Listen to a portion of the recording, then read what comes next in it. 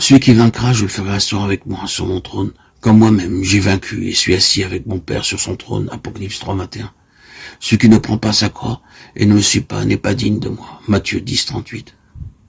Le Seigneur avait exhorté le disciple qui veut le suivre à charger sa croix. Matthieu 16, 24. Mais ce n'est qu'après avoir passé lui-même par la mort à la résurrection, après son retour auprès du Père, qu'il expliqua la croix et ses droits sur ceux qui veulent le suivre, par l'apôtre Paul, le serviteur qu'il s'était choisi. Il est remarqué que l'apôtre n'exhorte pas ceux à qui il écrit à prendre leur croix, mais celle de Christ, croix déjà victorieuse. Pourquoi il invite le disciple à partager le triomphe de son Seigneur? La prédication de l'apôtre explique l'appel de l'agneau à porter la croix alors qu'il se préparait à monter au calvaire. Et les paroles du Christ illuminent la prédication de Paul. Bien que la croix de Christ ait déjà triomphé et que l'œuvre de délivrance des puissances de l'enfer soit un fait accompli, il reste que nous, croyants, devons la porter à notre tour et suivre l'agneau dans le chemin du calvaire où il nous a précédés.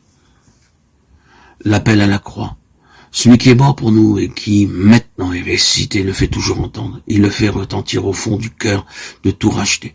Et c'est en ce monde la seule route possible pour quiconque veut suivre l'agneau. À 5 reprises, nous trouvons cet appel dans les évangiles et chaque fois, quelques nouvelles lumières est projetée sur l'un des aspects de la croix dans la vie de celui qui a répondu à l'invitation du Seigneur. Quiconque ne porte pas sa croix et ne me suit pas ne peut être mon disciple. Luc 14, 27.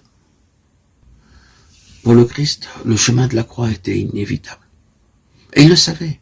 Il dit à Nicodème, comme Moïse éleva le serpent dans le désert, ainsi il faut que le Fils de l'homme soit élevé. Jean 3, 14. À ses disciples, il annonce qu'il doit monter à Jérusalem et être mis à mort. Le doigt est impératif. Il faut qu'il en soit ainsi, dit-il. Et ailleurs, j'ai d'autres brebis, il faut que je les amène. Jean 10, 16. Il faut que je donne ma vie pour les brebis, pour les amener au Père. Y aurait-il pour les disciples un autre chemin que celui que le Christ a suivi? Évidemment non. Le « il faut » résonne aussi dans leur cœur. Il leur faut donner leur vie. Il leur faut prendre la croix ou renoncer à être ses disciples. Le Christ a pris sur la croix la place du pécheur. Quiconque veut le suivre et accepter ses enseignements doit prendre à son tour la croix de Christ. Lorsque les disciples avaient commencé à suivre Jésus de Nazareth, ils n'avaient sûrement jamais entrevu la possibilité du calvaire. Jésus les avait appelés. Ils crurent qu'il était le Christ et le suivirent.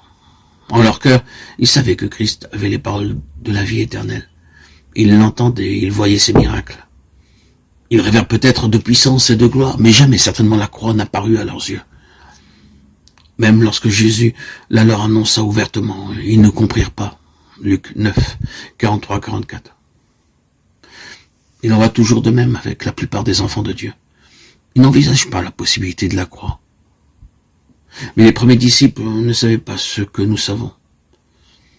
La tragédie du calvaire ne s'était pas encore déroulée sous leurs yeux. Ceux qui suivent un Seigneur crucifié doivent l'être à leur tour ici-bas. La croix, au ciel seulement le trône.